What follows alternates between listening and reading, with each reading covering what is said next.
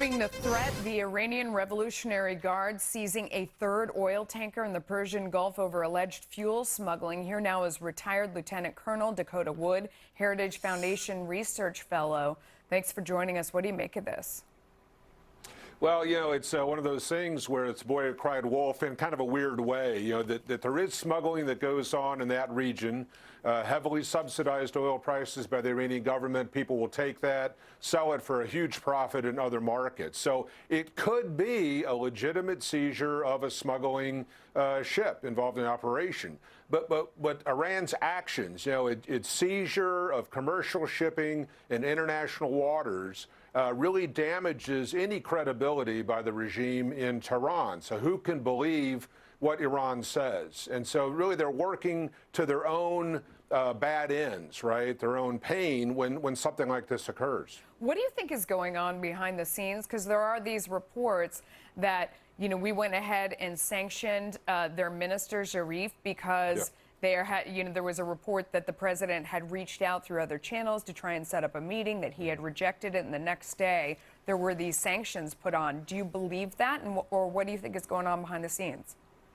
Well, I do believe the administration's interpretation of complicity in supporting acts of violence, promoting IRGC, this guard, to do acts like seizing these tankers in international waters and fomenting additional instability in Yemen and attacks against Israel via Hezbollah. So all that is legitimate. And the Iranians try to conflate the two. What could be a legitimate action in one area with actions in another area. So when you have these senior government officials who are deeply involved in this aggression and violence, it really is kind of a joke for them to protest their innocence and that the United States is being heavy-handed in imposing these sanctions. Apparently, the only thing the Iranians really respond to is not diplomatic overtures and economic integration, but the threat or the use of violence. And so they're getting a dose of their own medicine in this kind of full-court press approach by the Trump administration.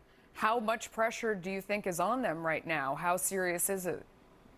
Well, we've seen a lot of reports of a lot of pain in their economy. I believe that their currency has been devalued by 40% or more. You're seeing unrest in the population, job opportunities that are evaporating, less economic trade engagement with European countries. So there is pain being exerted, and this is why Iran is lashing out the way it is. But they've got to do something to change Iran's behavior. Yeah, I mean, if the pain continues, what do you think happens from there? I mean, is there a change in behavior? Is that even possible?